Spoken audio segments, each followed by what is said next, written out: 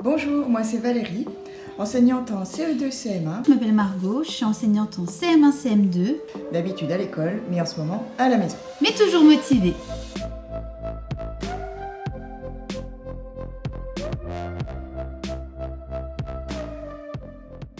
Ça fait maintenant 2 ans que Margot et moi nous travaillons ensemble, tout en étant dans 2 écoles différentes. Alors nous avons des préparations communes et un outil nous est vraiment très utile au jour le jour, comme tous les enseignants, c'est le fameux cahier journal.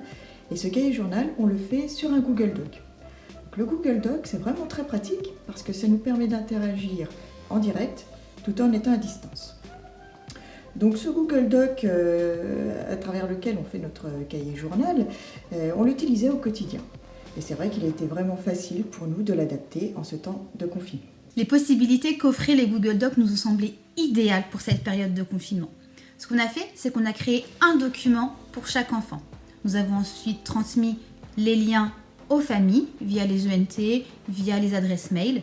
Et comme ça, chaque enfant avait son propre document de travail sur lequel il pouvait aller se connecter. C'est facile d'insérer différents types de liens sur lesquels les élèves ou les parents n'ont qu'à cliquer pour pouvoir ensuite consulter les différents documents ou ressources souhaitées. Une fois sur son document, l'enfant découvre le travail du jour. Donc quotidiennement, nous mettons le travail à faire. Comme n'importe quel logiciel de traitement de texte, Google Doc permet d'insérer des photos, des images, des tableaux, mais il permet surtout aux élèves d'insérer très facilement une photo de leur travail fait par exemple sur un cahier pour des choses qui seraient plus compliquées à faire sous format numérique. L'avantage de ces documents, c'est qu'ils sont collaboratifs. C'est-à-dire que je peux ouvrir le document pendant que l'enfant est aussi dessus.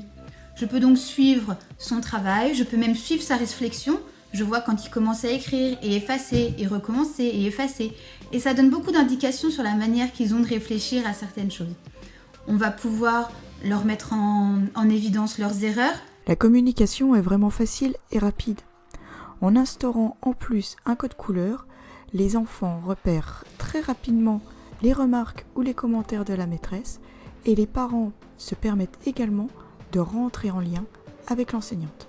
Leur poser des questions pour les aider à réfléchir, à se corriger. Si vraiment un élève est perdu, il a simplement à mettre « maîtresse, je n'ai pas compris » et quand on va parcourir son document, on va pouvoir y répondre, l'orienter, le guider. Il y a un vrai suivi des élèves et le retour de leur travail est immédiat. C'est un petit peu comme si on était assis à côté d'eux, en classe, en train de regarder ce qui se passait dans leur cahier du jour.